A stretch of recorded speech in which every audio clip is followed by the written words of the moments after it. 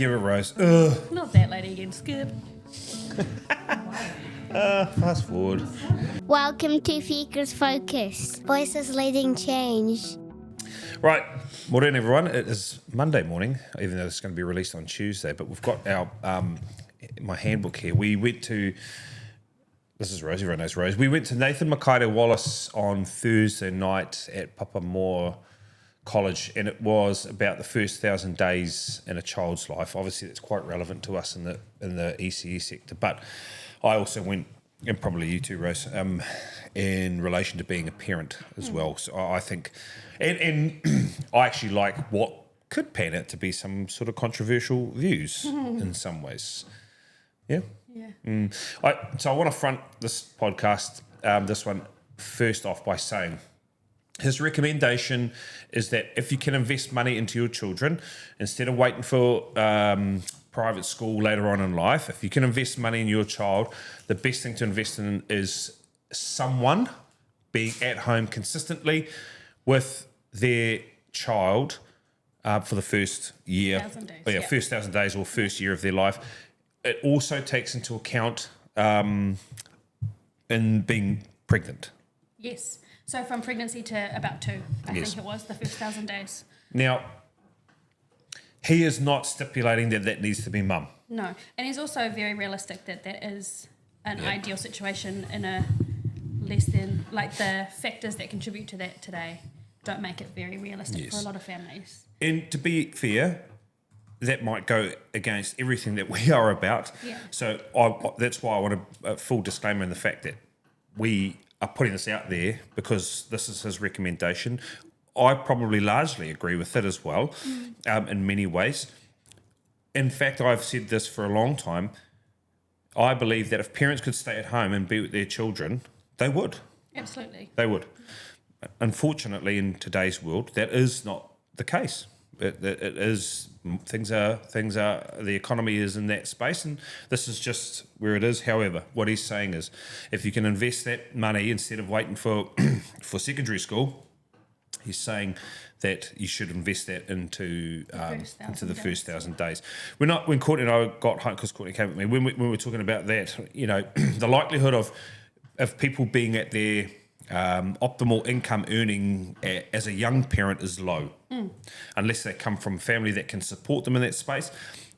Why is the trend for people having children later in life? That's happened now, right? Yeah. That's the trend because economically it's more feasible to have those children economically later. They've moved up some sort of career path.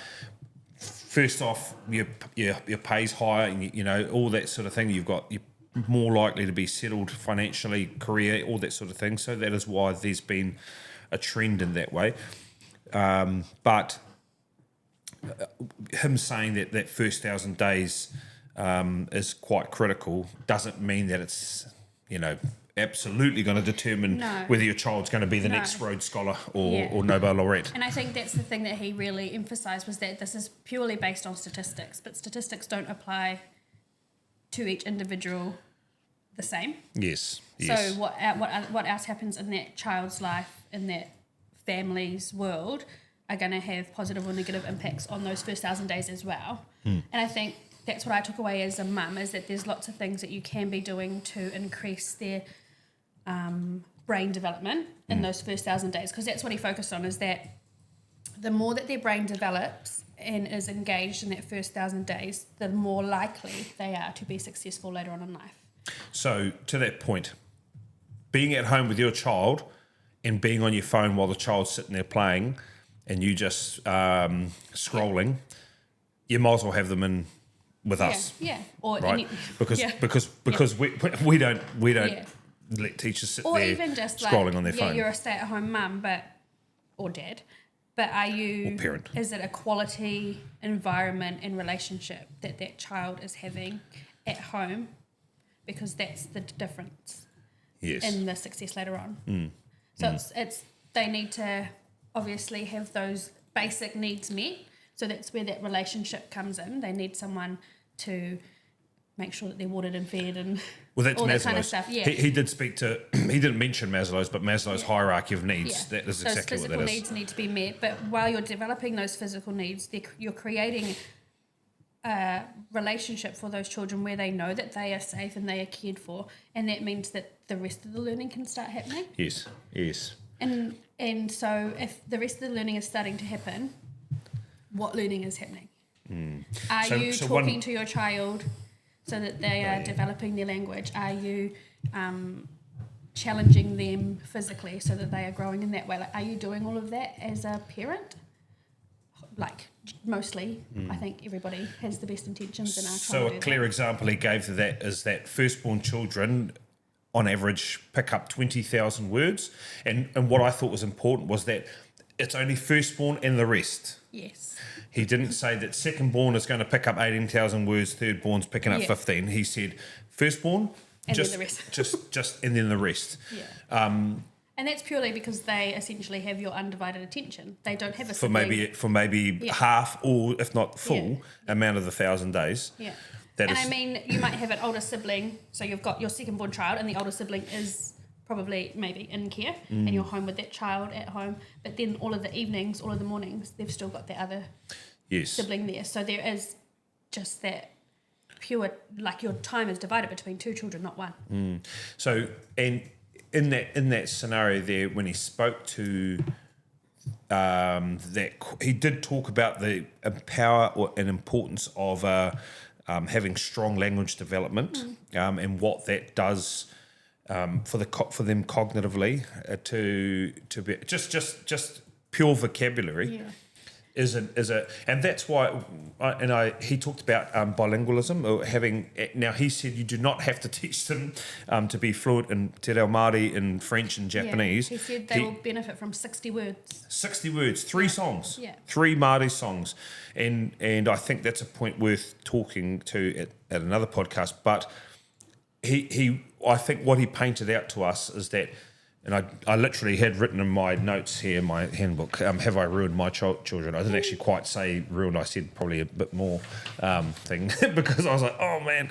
But when I look at my own children, so Cortez, for a starter, who's 25, I mean, that boy's language, when he was like 2 or 3, he was like spouting out massive sentences. Marlo also has got very, very strong oral language. I think of other children throughout our census that are the oldest kids, essentially. Their language is like epic. Yeah. And then, siblings. Yeah. And I find, and when he was talking to that, because I remember my nephews, the older boy, my oldest nephew, he spoke for the others. Yeah. Yeah. He was literally translating his youngest brother's language. That's what Quinn does for Gus. But I understand him, but I think at Pat Beach, Quinn's often his voice. Yeah, the translator. Yeah. But Talked about, sorry, Rosemary, so we talked about, I think we'll dig a wee bit into this because he talked about the risk versus resilience continuum. So resilience being one end, risk being the other end. And he spoke to how there are factors, for a starter, that lead us down the risk of resilience, like 2 parents. Yeah. Like, I think the starting point is that we have the genes that we have.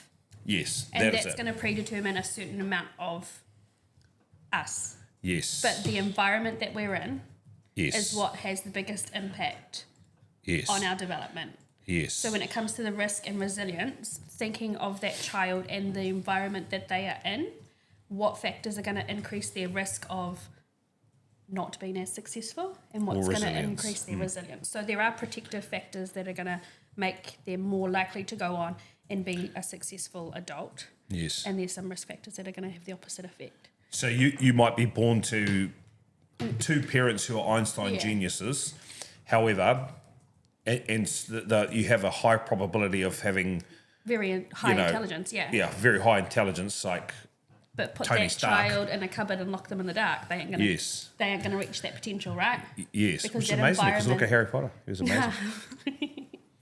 But exactly, he did say if they're locked in a cupboard, they're not going to reach their potential. No, because the environment isn't helping bring the genetic predispositions out. So the environment must actualise the potential.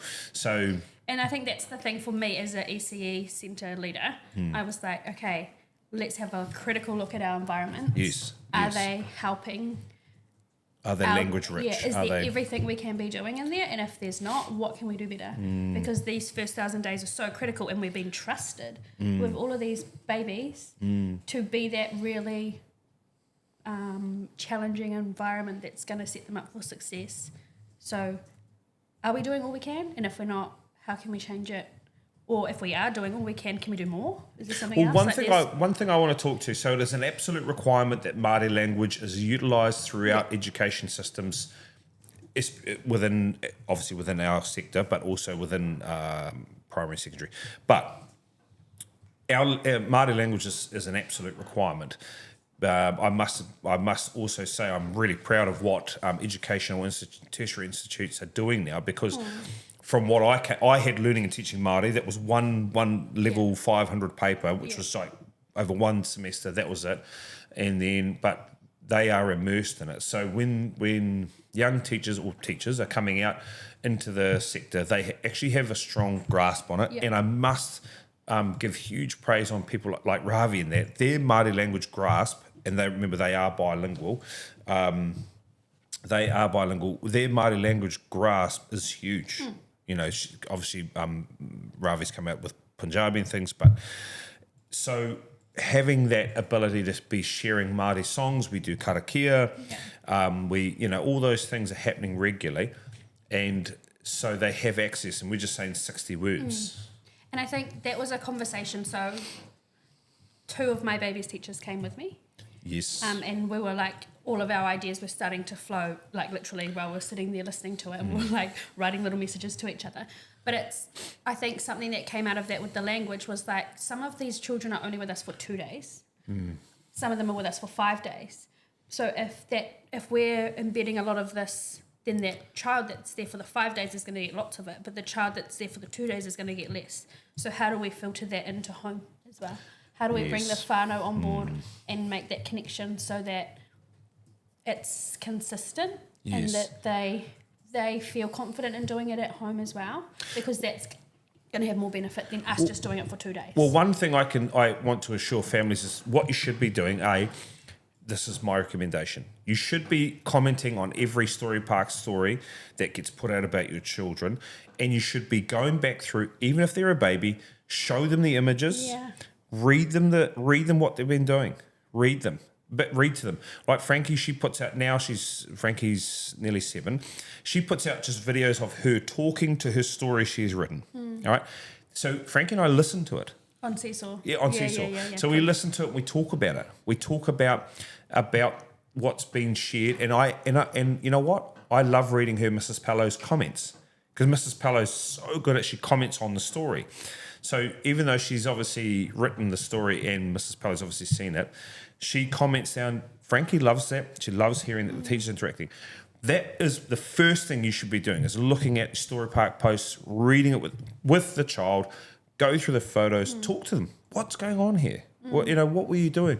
Oh, we were doing this, and this. Oh, look at what Fire Kate's written about you. Look at what Fire Brit's written about you. All those sorts of things. Read them out. Talk to them, discuss it. It's 5 minutes, if that. But it's something that you can do to really empower that language and literacy development for them. Yeah.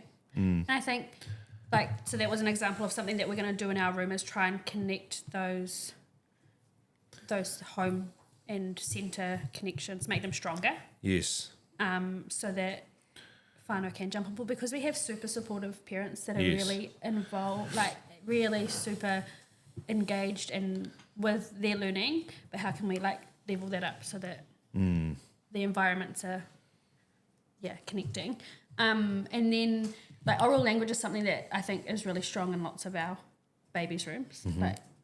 That evidence is so known, and it's just part of practice. I think in every kiddie space I've walked into, you can see the language is there. It's forever been absorbed by those tamariki, because it's just there from the moment they walk in to the moment they leave. And I think of children who started with us and finished with us, and I do think they are largely firstborns, but no, Mimi wasn't there. She's third. But but they had very strong language. Yeah, yeah. Very strong language. And it does come down to, it's cool because it's in those moments where a teacher gets to sit down and have kai with the child, read books, go and change nappies. I think that's a real Every part of their day. all that part of the day, that real intimate part of the day where they can sit down and spend time and actually sit down with a group and talk and listen and hear and actually translate their responses. You start to see the language development really take off. Yeah, and I think that's probably the biggest thing that I see with students that come in on placement and it's the first time they've been in a baby's room. I think they're like, these kids can't speak yet. And it feels funny for them to be having conversations with children that aren't necessarily speaking. But then by the time they leave, they get it. Yeah. They're like, I see it. They understand everything that we are saying. Yeah. And they are absorbing it all. So I think that shift is really cool to see. Exactly. Because it's the so, understanding. like they are little sponges. Those brains are just ready to absorb everything. So let's chuck everything at them and see them just grow.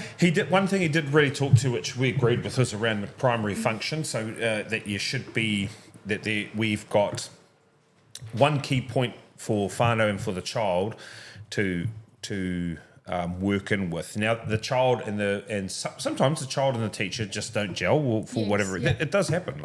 It does happen. It's not through the actions of the teacher or it's just what it is. But the reality is what Nathan discusses, that primary caregiving or having someone in that first phase just really taking care of nappies and all that sort of stuff is really important and critical.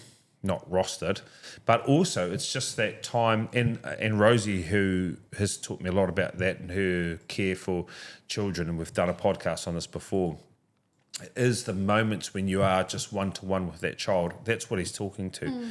Just this real familiar face that they can look for and rely on. And they know is going to be responsive. So like that understanding, the more time you spend with that child, the more you're going to understand their cues, their needs, and how you can support them.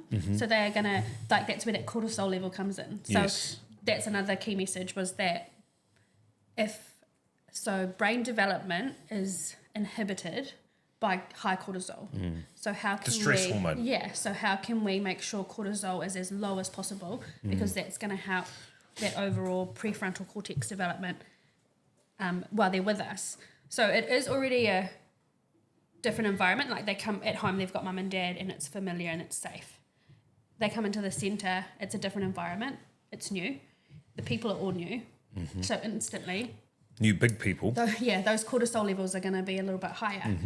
And then a child maybe takes a toy off them, that cortisol level goes up again. So how can we reduce stress as much as possible so that they can absorb everything while they're with us? And one of those ways is a responsive primary carer. Yes. Who is that person, that safety, that secure attachment that they feel they can go to.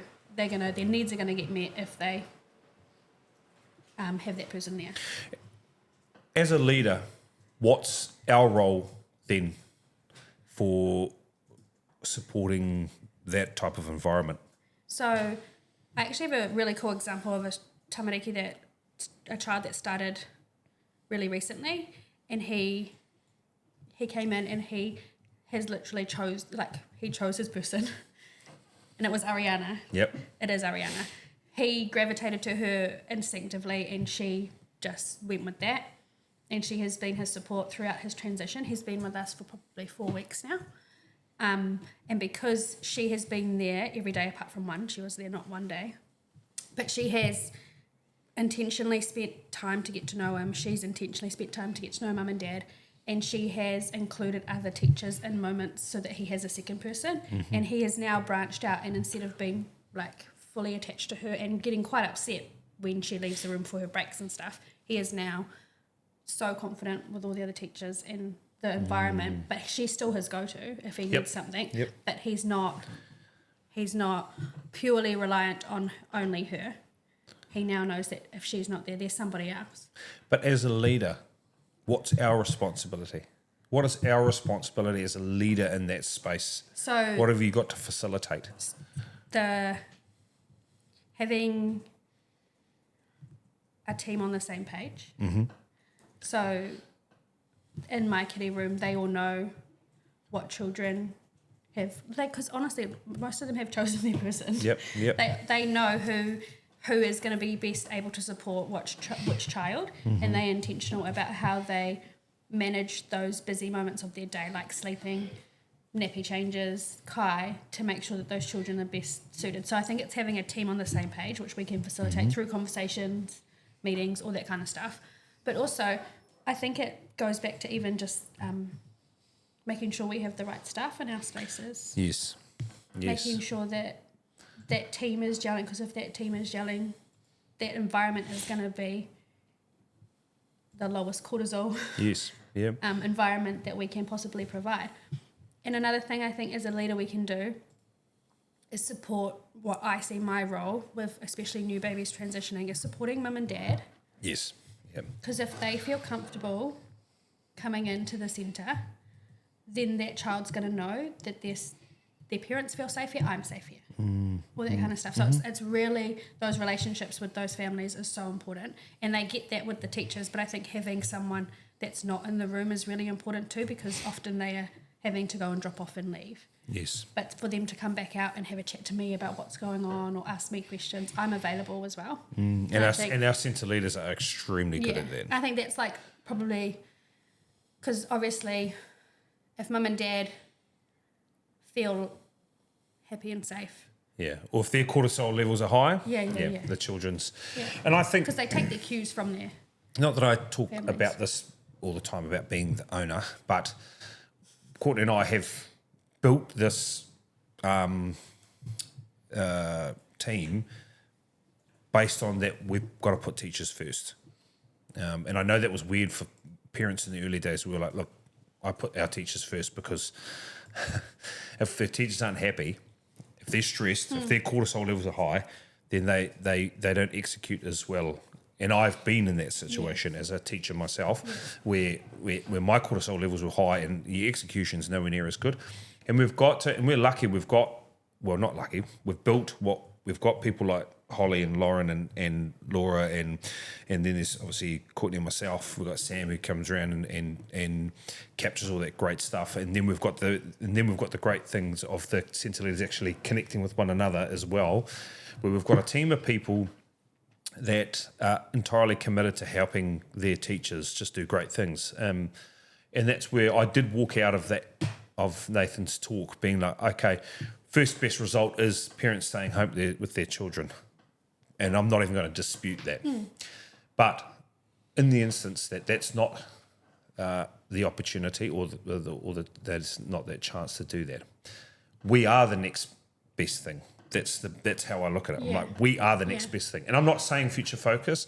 I'm saying ECE, quality ECE, whatever that looks like, quality ECE and quality ECE experiences that allow that risk versus resilience continuum to lean towards resilience, to keep cortisol levels low, and that is done through us supporting leaders going in, supporting their teachers and whānau, and then the kids ultimately benefit from an ecosystem of support that allows their that high probability of moving into that resilience space. So yeah, there's a lot to talk to in this talk, but there was so much, and I think if anyone gets a chance to go and see him again. Well, he's coming back down in August. I think. Is he doing the teenage? No, 1 to 7. Yeah, so which would be awesome. I was lucky to be, and thank you to Michelle from New Shoots, and Cara from ARC NZ, who hopefully we can get on a podcast too. But they helped facilitate that, and it was really cool to see or to have Michelle come in and really advocate for Nathan's kaupapa. So okay, now look, we'll stop it there because I think there's so much we could talk to, but thank you, Rose. I'm glad. I know Rose took a lot of it. I took a huge amount out of it, like 6 or 7 pages of notes. The neuroscience student in me sitting there, taking me back to my uni days. Courtney as well really was pumped up by it. We were lucky to talk to Nathan for half an hour or so before the kōrero. He's a really down to earth guy. So we're he's back down in August for the year 1 to 7s. So we look forward to talking about that. But anyway, thank you very much, Rose.